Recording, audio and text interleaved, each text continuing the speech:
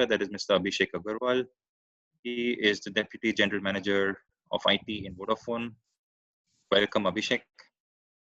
I hope I didn't keep you waiting for a long time. And I don't know, I'm sure you're more experienced than me, but I don't know whether my talk made sense to you.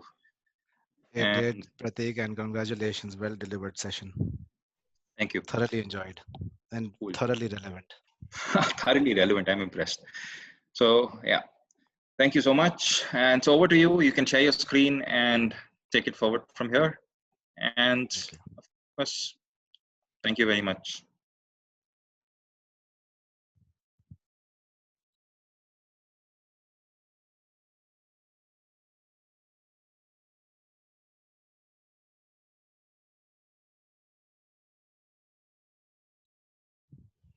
Pratik, can you give me permissions to share my screen, please? Soft Abhishek, you need to speak a little louder. Yeah, sorry, I'm unable to share my screen. It seems I don't have the permission. Permission? Can you grant it? Uh, Shada, I think you're the host. Can you just check the share screen issue? The host disabled participant screen sharing.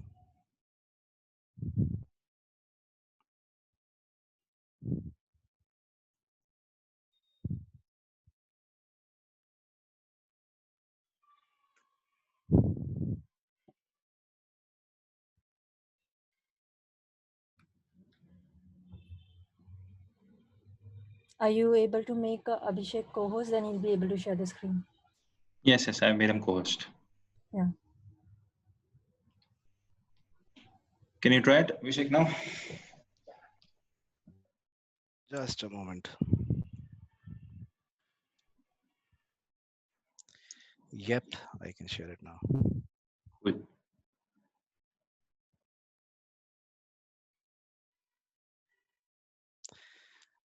Are you able to see my screen? Yes. Okay, thank you. So, hi everyone. Welcome. My name is Abhishek Agarwal. As Pratik has already stated, I am a Deputy General Manager at Vodafone.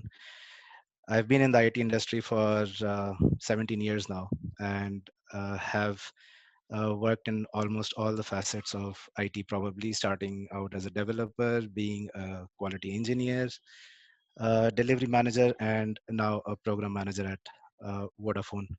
I've uh, I've witnessed interactions with a lot of colleagues in this time, and that is one of the basis of this presentation that I'm going to give today. So with that, I welcome you to the Bridge and Beyond series.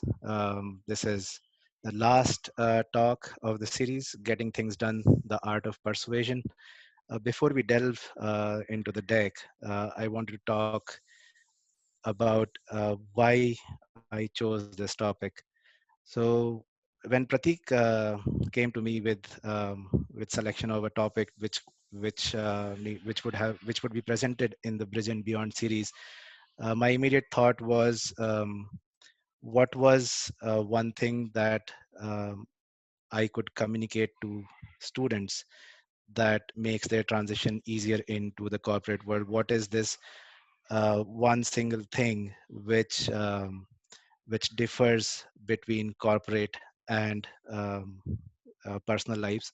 What is that one single thing which I can bring upon from my experience of 17 years and give back to students, and wish that I had witnessed the same knowledge when I was in college?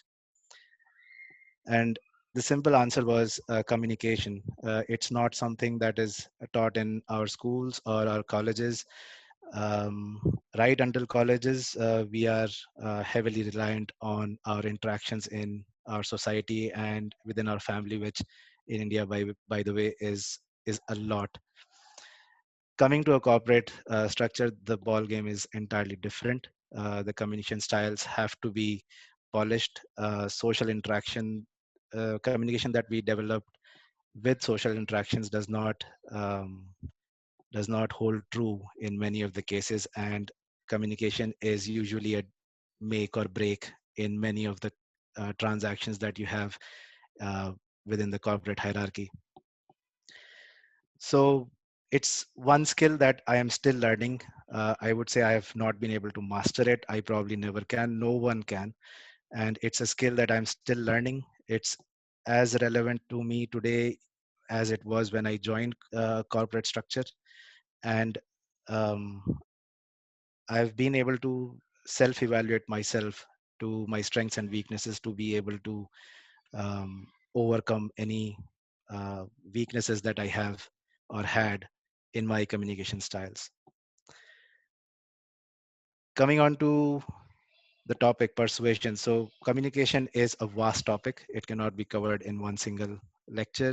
I chose persuasion because it was a term which resonated within the student community. We are all aware as to what persuasion is, but how does it differ in a corporate structure? For all of us who have witnessed a 4-year-old child, persuasion is no different. The child will embarrass their parents, create a scene in the middle of the road to get compliance from her parents or his parents to persuade them to do what they want. But as you grow, the child probably realizes that the methods which worked previously will not work in future, and they adapt to it. The same happens when you move from a college background to the corporate structure. The persuasion needs to be precise. You need to be aware of whom you're persuading, why you're persuading, what you're persuading for, and what are your key strengths and weaknesses. You need to be tactful in your art of persuasion. So with that, we'll delve into the deck, and the agenda for this presentation is fourfold. I'll start out with the compliance and power topic.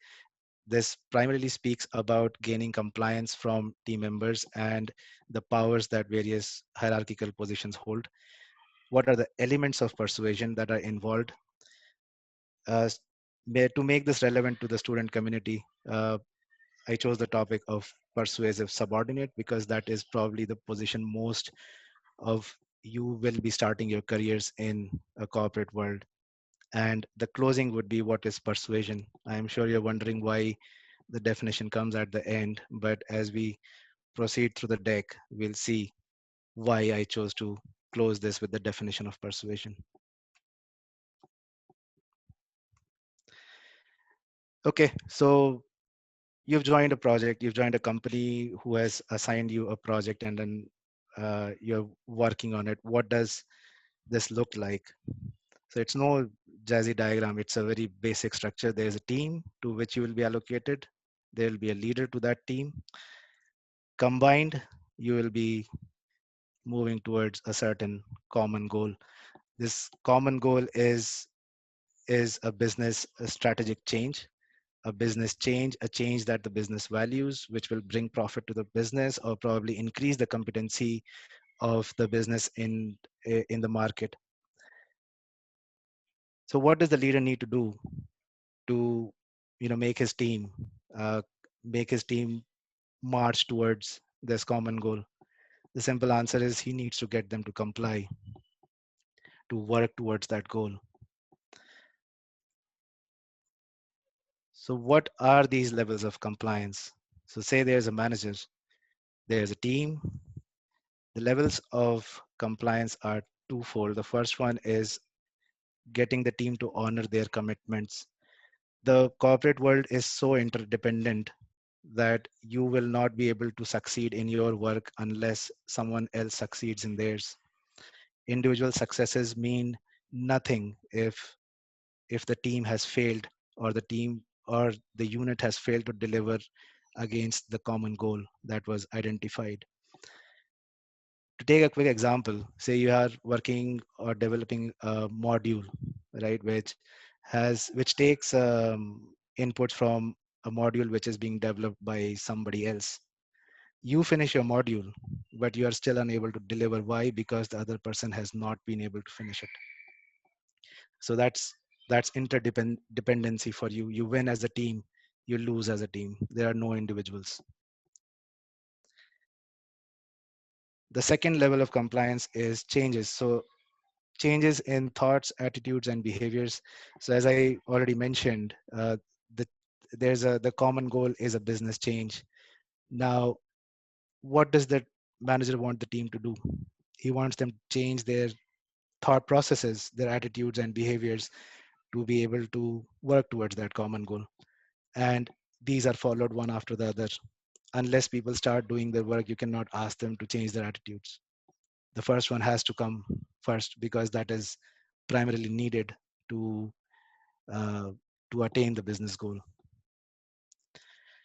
Now, how does the manager or your superiors get the teams to comply?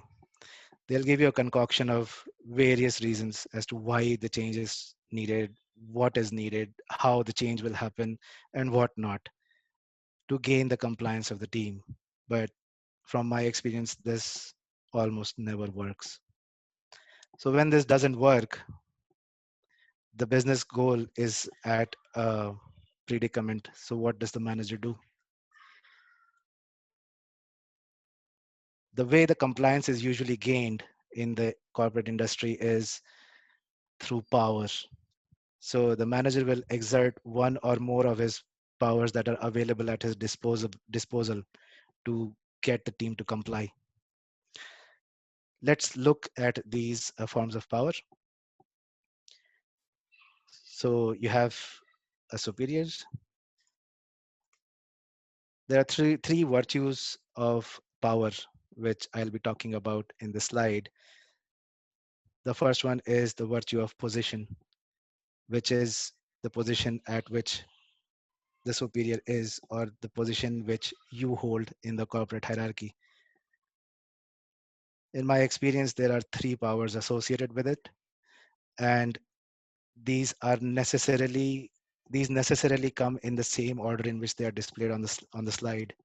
The first one is legitimate power. So in the previous slide, the whys, the hows, the nots that I described are all part of a legitimate power that the the person derives from the position he is at. So when there's a CEO or a MD walking across the floor, people will always, start digging into the desk and do their work. That's legitimate power for you. It comes, the person inherits this power virtue of his position, and he has the right to it. The flip side to legitimate power is if at that position the decision that has been made is wrong or not consulted with, in which case there is a revolt or a general hatred towards that position. So to give you an example, Jet Airways in 2008, if you all know the story, fired 800 of their attendants without giving them any prior reasons as to why they were firing. The reason that Jet Airways had was that it was to safeguard the jobs of other people within their company. What happened was these attendants went to all their sources of power, politicians, industrialists, etc., etc. And in the end, within 2 days, Jet Airways was had to take back all 800 attendants to their positions. That is where legitimacy failed. If a superior is unable to get compliance through legitimate power, the next one that comes is coercive power. Coercive, that as the term suggests, is it's coercing to do it's coercing somebody to do something which they don't want to. And how a person is able to exert this power is for the means that are available at his disposal at the position that he is. This can be in the form of budgets. This can be in the form of rewards. This can be in the form of a position. A promotion. So all these can be asked for a person or a team which does not comply to the request of the superior. Coercive power is like a dictatorship power. It gives you only it is effective, by the way, but it has only short-term success. It is not a power that one should resort to in the long term. Coercive power and legitimate power now fail. The next one is reward power.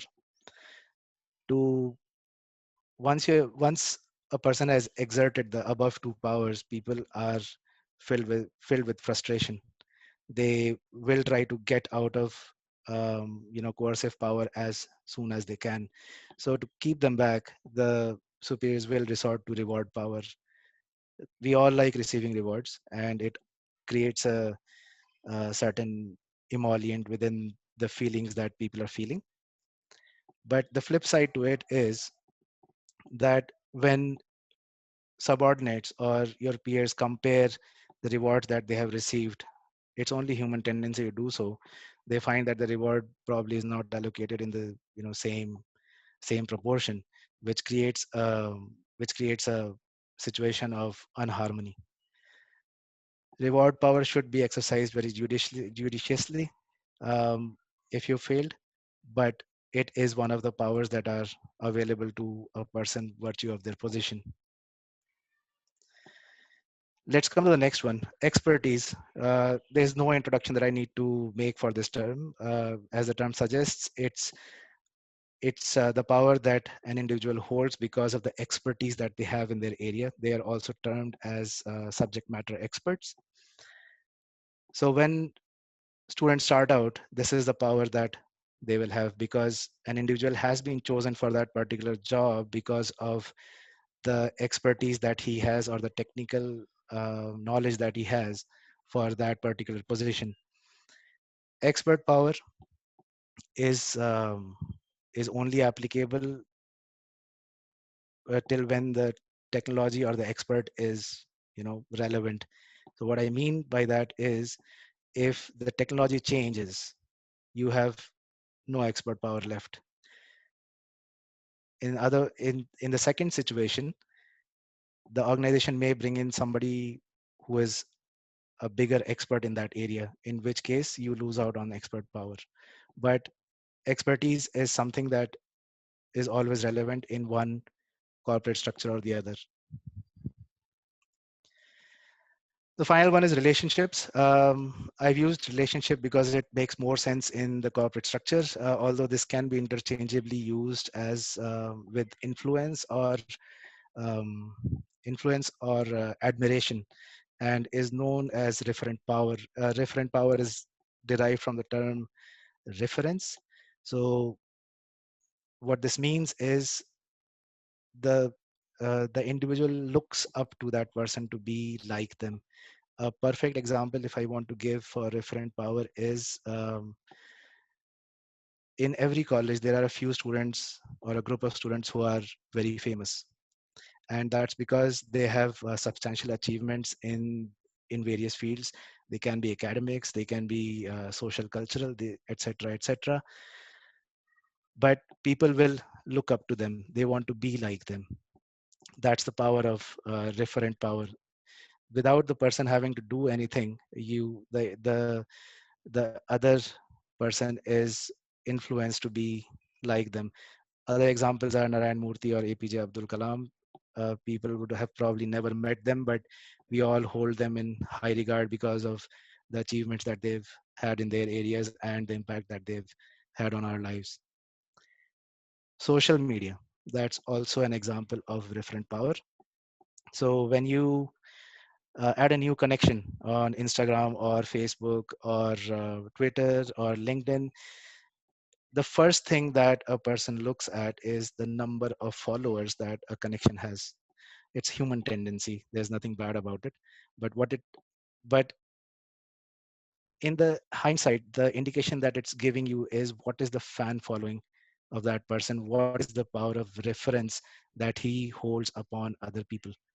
So out of these five powers, if one has to gain compliance, it would probably be referent power and expert power. I would, and legitimate to some extent. I would not use coercive and reward unless very necessary.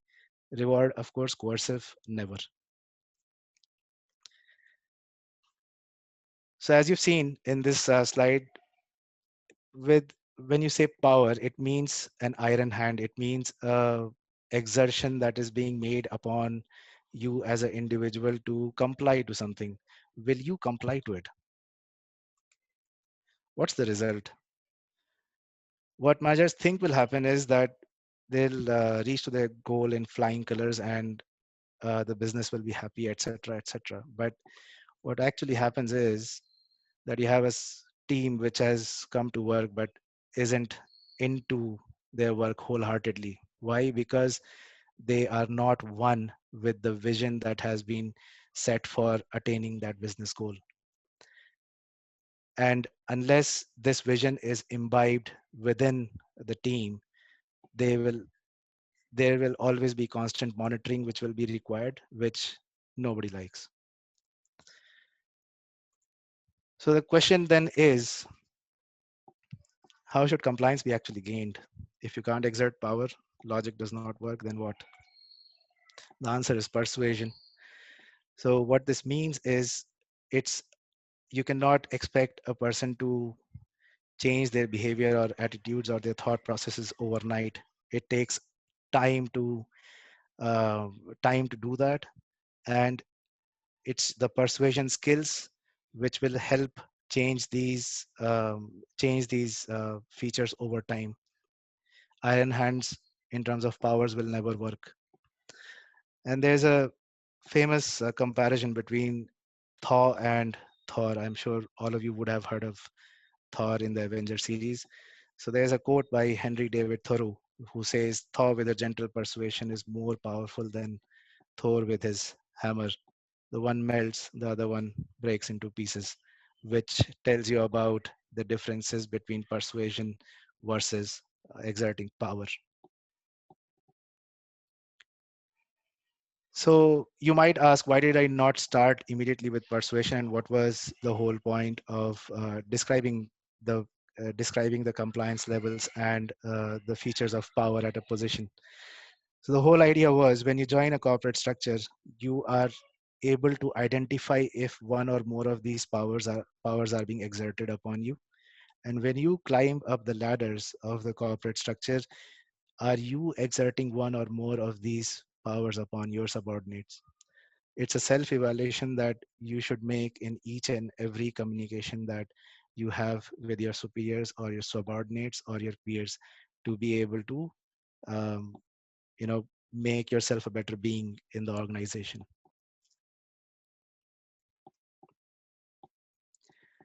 Okay, let's come to, now that we've created a base for persuasion, what are the elements that come into persuasion? My experience tells me that there are primarily three factors.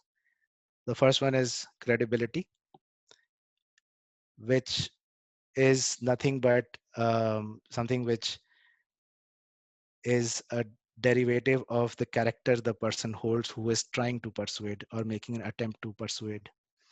The the characteristics within credibility are: number one is trustworthiness, expertise, authority, and a last one, similarity versus behavior. These are the traits that one should work on in that order. Trustworthiness takes time. If you are a trusted resource, whatever you say will have a larger impact, and you will be able to influence or persuade the target more easily. Expertise, we've already spoken about it in the previous slides. So if you're an expert in that area, you have more credibility to solve problems, or persuade on a particular front, rather than anyone else.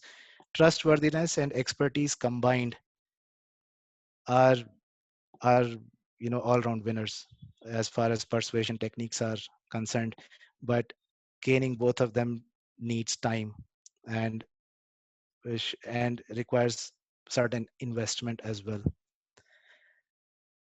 Authority. So transformative leaders, they are highly valued. People value their beliefs and will always go along them, whatever path they choose. I have seen in my previous organizations that when such a leader left the organization, there was a whole set of colleagues who left along with him. And it was not because he told them to leave, it was because they identified themselves towards the credibility of that person, that they wanted to work with him. Similarity versus behavior. So when you, let's discuss similarity first. When you join college, what is, you don't know anyone, you have no friends within college, of course. What do you do when you meet someone? You are, try to find out similar traits between you and the other person. It can be states, it can be hometowns, it can be villages, it can be hobbies, even the department. Are you in the same department? So these all are traits which you try to find out. Once you find out that the you and the other person have a sort of trust with each other, right? There's a dialogue that can initiate. Any persuasion attempts from either of you or upon the other have some value, right? Because you are familiar with each other. However, if you have similarity, does it mean that you have trustworthiness? Probably not. You may find people trustworthy who are entirely dissimilar and be influenced by them rather than somebody who you found similarity with. So relying on, so this trait does contribute to credibility, but it's not something that you should totally rely on. So what you should rely on is behavior. Good behavior or friendly behavior is always welcome, and it makes you highly credible. Let's move on to emotions. This is my favorite topic. Emotions in corporate structures, they'll tell you that it doesn't matter. Corporate places have no place for emotions. I beg to differ strongly, because persuasions are, any persuasion attempt is a dialogue, it's a conversation, and conversations always will involve emotions. So let's take the first one. What I've witnessed is primarily three traits in emotion. The first one is ego stroking, which is a no-brainer. We all know what it means. Everyone does it in some fashion or the other without even realizing it. Sometimes it's done on purpose as well, but it's all for the benefit of that person, right? So if they want a proposal which requires ego massaging, why not?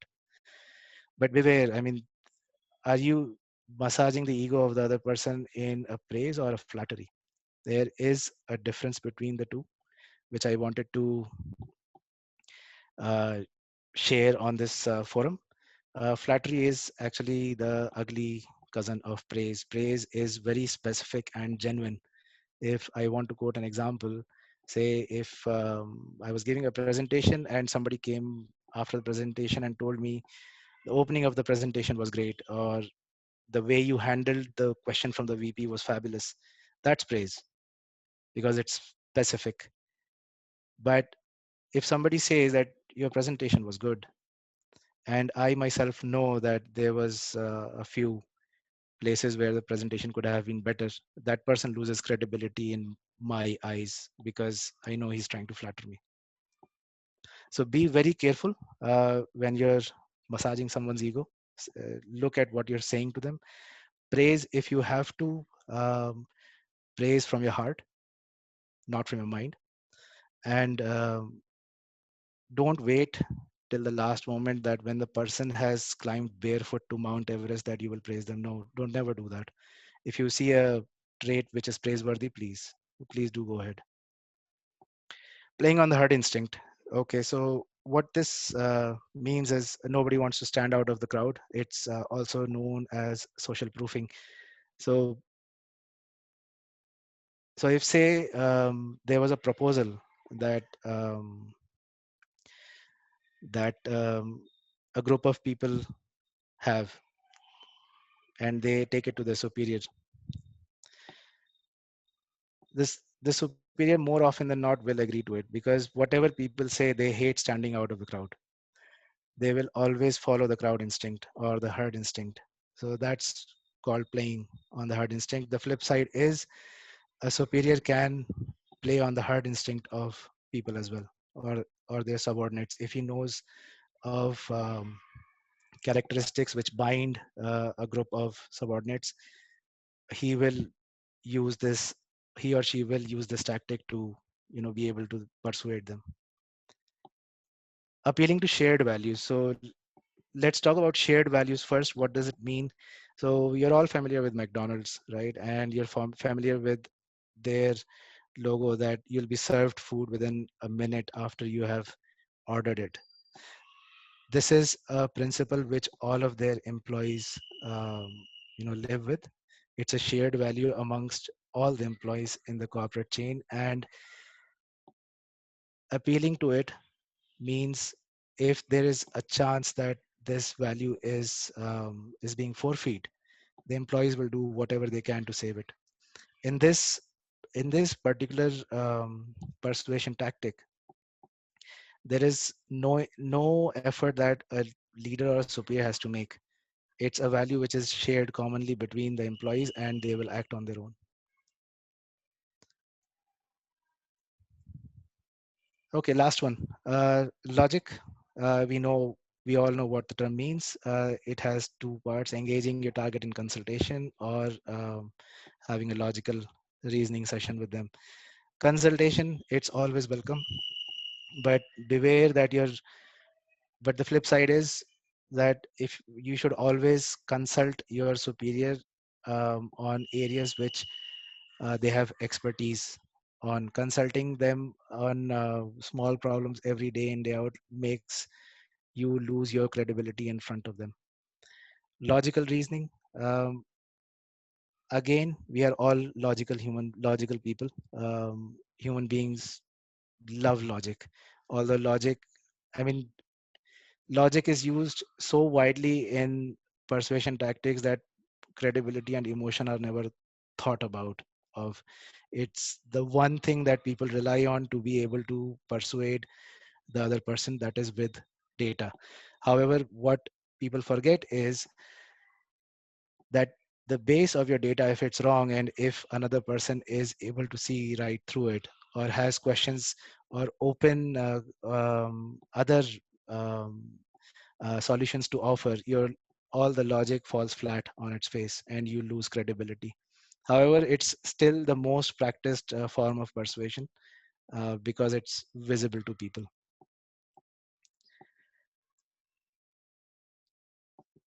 When you're trying to persuade someone with all these factors that I've just mentioned, proper framing is key to your persuading request.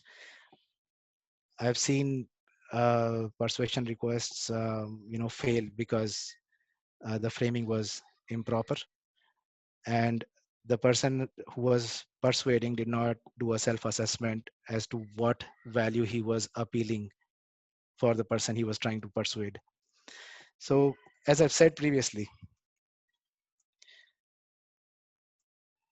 how persuasion attempts look like are this: when somebody comes, when we're at the receiving end of a persuasion request, we tend to see that credibility, emotion, logic all have the same amount, or the same, or being propagated in the same proportion. But that's just a perception. When the reality is, credibility holds the chunk as far as persuasion attempts are concerned. So if I need to take a very genuine example, say if there is a persuasion attempt that is being made upon you by your parents, and and on the same subject there's a persuasion attempt that is being made by, say, your distant aunt or uncle. Let's say emotion and logic are the same in both the requests, but you will be persuaded. But which one of these requests, which will you be persuaded easily with? It's your parents. Why? Because they hold much higher credibility than any of your distant aunts or uncles, and that the value which makes them credible is their trustworthiness and their expertise.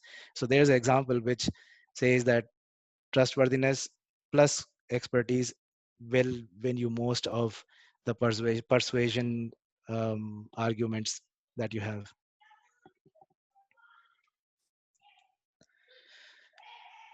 Self-awareness matters. So I've already spoken about how I have self-assessed my successes and failures, my strengths and weaknesses. And this is a practice which every one of you should be doing day in, day out. to become aware of yourselves. In the long run, technology will become obsolete. It's always been the case, but the only thing that will remain is how self-aware you are of yourselves to make the next right move.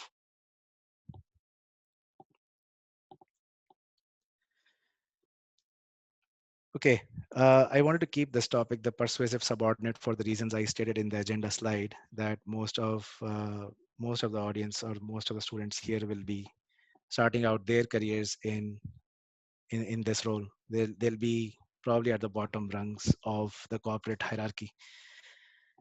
So a subordinate, you are dependent on your leader for all the resources that he can provide to you, be it budgets, be it resources, etc., etc. You almost have no power base, as we've already spoken. Expert power is probably the only power that is available to you. You don't have a position to exert the positional powers or a referent power to have reference on anyone else. You have almost no influence, because influence comes with power. Higher the power, higher the influence. Since you're starting at the bottom, you have almost no influence other than the expertise of your area to influence your superiors by. So then, what is your strength? That's the question that begs need answering right now. Always remember this. We've talked about this in the second slide, where your business leaders or your business cannot succeed or achieve its corporate goals without the team performing its job or the team complying to that request. Your shoulders are the shoulders where on which superiors will stand, and the business will deliver and move forward.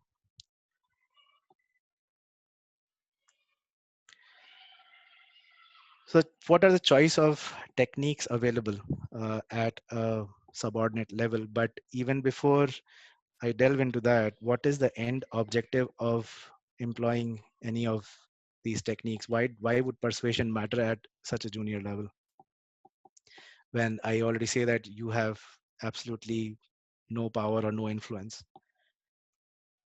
The simple answer is increasing your visibility. And how do you do that? You do that by influencing people and policies above you. So as a subordinate, if you are able to influence people and policies above you, you are widely respected, both in the vertical direction, that is your superiors, and in the horizontal direction, that is your peers. Managers or superiors will be dependent on you for for your views on the change of a policy. And once your peers understand that you have a certain amount of hold or influence on people above the hierarchy, you will gain their respect. And when there is a promotion, you will most likely be the probable candidate.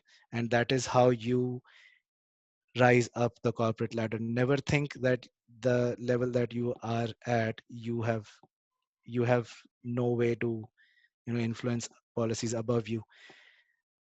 Structures where managers detest subordinates influencing policies at their level have always fallen.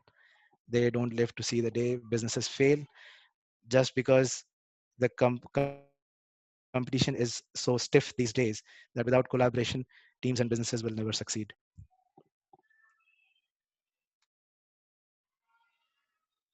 So what are the choice of techniques? So primarily there are four. The power distance to the target that you want to persuade. Uh, it has no dependency on the hierarchy within the organization. So if say you are assistant manager in the corporate chain, and you were to take your proposal to a MD or a CEO, you wouldn't get a hearing, first of all, because the distance in hierarchies is too long. And the second thing is, even if you try to email your proposal to them, they may not even read it. So even with you as assistant manager, you are unable to reach the highest levels of the hierarchy. However, consider a personal assistant to these roles. The personal assistant, although way lower than you in the hierarchy, has much better influence over these higher roles just because they are near them. So hierarchy has, or so when I say power distance to your target, it is your closeness to the target, the not the levels of hierarchy within. But just going back to the specific example, you as a if you're not a personal assistant, you are assistant manager and you want to hearing, what do you do? Or you want to get your proposal across, the the only option is to find somebody intermediary, somebody who has the superior's ear and can put your proposal across to them. Target's personality and your own personality and working style, I'll take these 2 points together. They are interrelated. Target's personality, if your boss is or leader is transformative in his working style, then appealing his values and beliefs is probably the way to go, is what he value more. On the other hand, if there's someone who are unresponsive to reasoning requests and follow only policy and procedures, then that is the value that you would want to appeal to them. Your own personality and working style. So say if you're a person who can write crisp reports, or you know write shiny analytical reports, then that's your working style. um, if you're a confident or a orator who wants to speak out, then probably presentation is your way of persuasion. However, you should always keep your targets uh, personality and working style in mind when you're making a persuasion request, because to put it in simple terms, it makes I mean, it's worthless talking to a listener, sorry, talking to a reader, and listening to a uh, talking to a reader and reading to a talker. So always keep your target's personality in mind when you're trying to make a persuasion attempt. You need to adapt to that personality accordingly in your style of request. There is no harm in adapting yourselves to get your proposals across. If you have to change your working style, you may not always expect the superiors to change their working styles for you. Instead, you may want to change it to get across to them. Organizational culture. So this is a very minor point. Quick discussion on this is it's the culture of your organization. So if your organization is heavily rule bound, then you may want to persuade your or appeal to your superiors in a fashion where you demonstrate that procedures or rules are being scrupulously followed. And again, if your organization structure is full of hierarchy, then the first point, that is the power distance to target, getting a intermediary ear to get your proposals across, is probably the way to go. So organizational culture is also an aspect that you should consider when you are employing one or more of your persuasion tactics.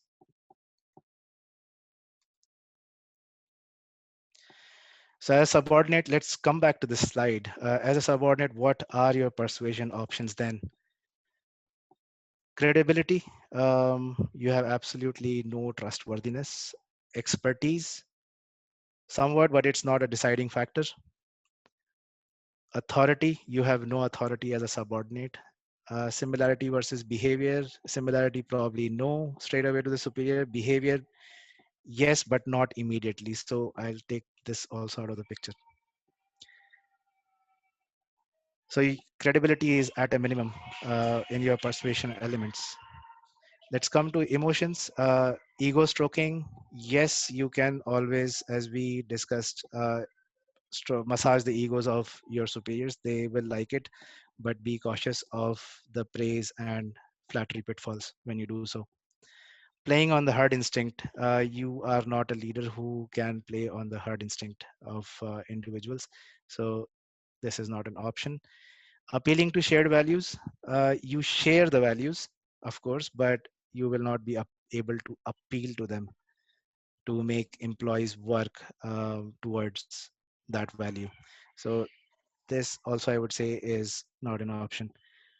Logical reasoning and engaging in consultancy, yes, these will always be options because logic is never out of the way, and every logic is is the safest card to play when you're trying to persuade someone. But beware that you have considered all the options that go along with your proposal, because if your superior comes up with an option that you haven't considered, you have no way to go. You gain their you went out there to gain their trust or their buy-in towards your proposal, but in the end you might get stuck up with a proposal that you are forced to accept because they are superiors, but a one which you were never able to complete.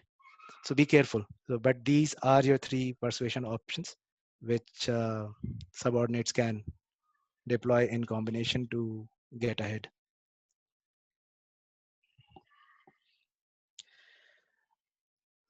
So closure, what is persuasion? So you'll find many definitions on Google, but from my experience, I came up with one of my own. Persuasion is an attempt. It's to walk on a road. It's a long road, which for people to change, and towards a convincing end. In the end, the target is always to convince someone. However, that may not always be the case. In our religious texts, we have many examples where even God has failed to convince evildoers, even with all the logic, all the credibility, and all the emotion in the world. But convincing should be your goal when you're trying to persuade. And if I need to sum up this entire presentation with an example that is relevant to this entire audience, I can think of no better example than the Bridge and Beyond series. So how did this start? If you look at it, it started with an idea that Pratik had in mind to give back to the alma maters from the experience that he had gained and the differences that he saw when he joined a corporate structure coming from colleges, from his college. Uh, the next thing that he used was his influence probably over the speakers who have given their talks in these sessions. And before that, he's made a self-assessment of what his strengths were to get this amount of participation that he has. Once he was able to persuade uh, the individual talkers, these if you ask about me, uh, yes, Pratik had an emotional advantage over me. He is a dear friend of mine, so yes, he did provide me with logic as to why this series was to be conducted, what was the idea behind it, why was it uh, named Bridge and Beyond.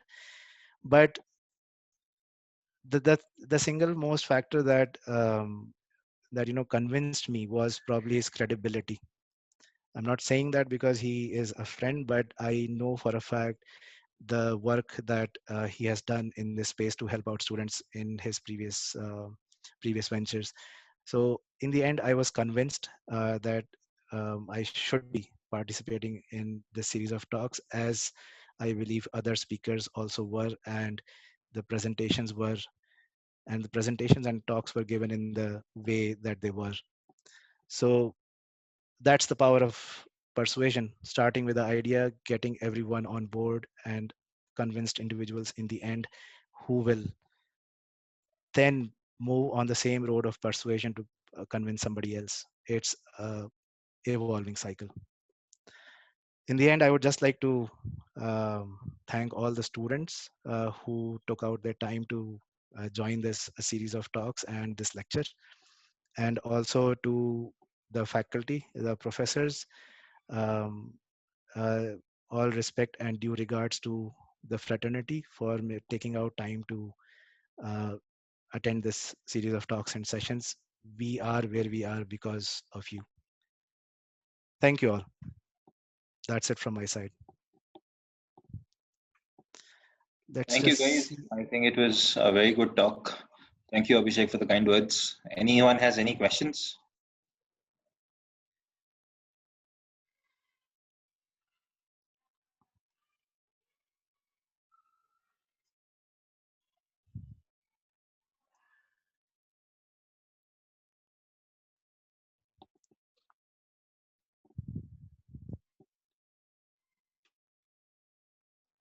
I don't see any questions.